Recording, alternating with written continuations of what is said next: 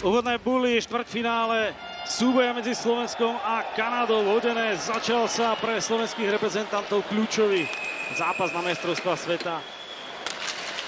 Ale Kanadiania sa dokázali usadiť v našom pásme. Veľa toho hlava aj teraz nevidel. Opäť puk popred našu bránu. Marko Daňo sa ho dokázal ujať. My dôležité bude, ako budeme čistiť priestor pred vlastnou bránou. Ale inkasujeme gól.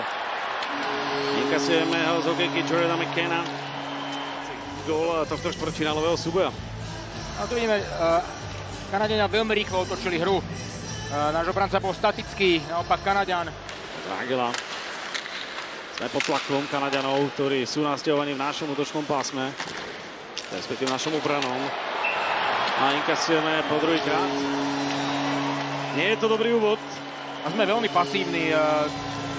Pretože sme hrali dobre proti Švédom prvú tretinu, keď sme nedávali čas a priestor. Úplne sme od toho upustili od polky zápasu. A myslím, že v tom pokračujeme aj v dnešnom zápase. Strašne veľa priestoru.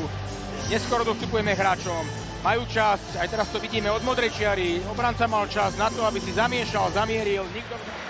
A v tom streleckom slote sa už nadial na zakončenie Hagel, ale máme možnosť vyraziť dopredu. Cehlárik. Žabka popred bránu a vlastný gól! Lebo to už naozaj nevyzeralo dobre. Dôležité hneď potom, ako bol skrumáš v obranom pásme na buli. A len tým, že sa ide do brány, nevymýšľame, háčeme to na bránu. Mali sme tam hráča, ktorý... Ďalší zákrok, po ktorom sa Marko Daňo snaží dvihnúť z ľadu, ale Oleksiak mu to neumožňuje. Ale arbitri hru neprerušili, je tu prečíslenie 3-2. Bedard ešte volil prihrávku a inkasujeme gól. Potom, čo sme sa zabudli v útočnom pásme, Kanadiania vyrazili dopredu a Bedardová prihrávka mala oči. Bezmocný Samohlavaj sa nestihol presunúť a Nick Paul. Smrteľná kombinácia proti kanadskému mužstvu. Veľmi pekné spomalenie hry. Viac menej Čerešňáka vyšakovali z hry a už to bola situácia 2 proti 1. Doplnený Michalom Ivanom. Smerujúci puk popred Binningtona. Ale tu si musíme dať pozor, aby sme neprepadli. Šimon Nemec tam ostal na to sám. A Hlavaj vytiahol skvelý zákrok, ale v zápätí už nestačil na dorážku Dylana Gentera. Prehrávame o 3 góly. 1-4. A toto je obrovská škoda. Po tom, čo sme prežili dlhé oslabenie a sme znovu prepadli. Prvá šanca Kanady. Výborný zákrok Sama Hlavaja. Máme šancu vidieť. Ale myslím, že...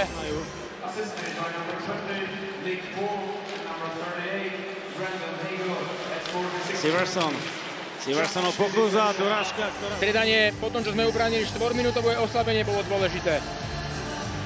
Ale žiaľ Bohu, tie striedania nám nevyšli a...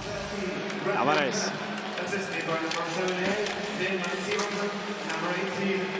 Sa Conor Bedard dostal do preču, prišiel hokejku a my môžeme vyraziť dopredu. Kelemen. Kelemen to zobral na seba, dáva gól!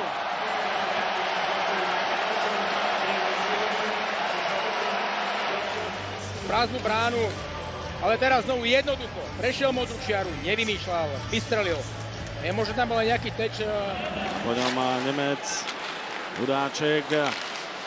Kanadiania traja proti Šimonovi Nemcovi. Pohrali sa s našou defenzívou, opäť skvelý Hlavaj. Znovu zbytočná strata puku v našom pásme a 2-1. Výborný zákrok Sama Hlavaja. Snažíme sa vypracovať si pozíciu, z ktorej by sme boli úspešní.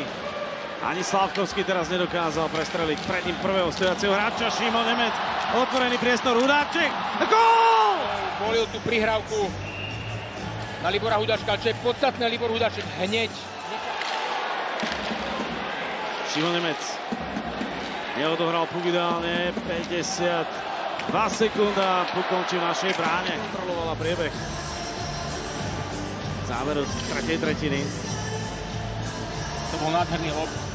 Áno, je to tak a Kanada absolútne zaslúžene. A to si myslím, že Kanada ešte ani zďaleka neukázala svoju silu, svoj potenciál. Vedia hrať ďaleko lepšie, ako predviedli proti nášmu celku, ale jednoducho ten výkon im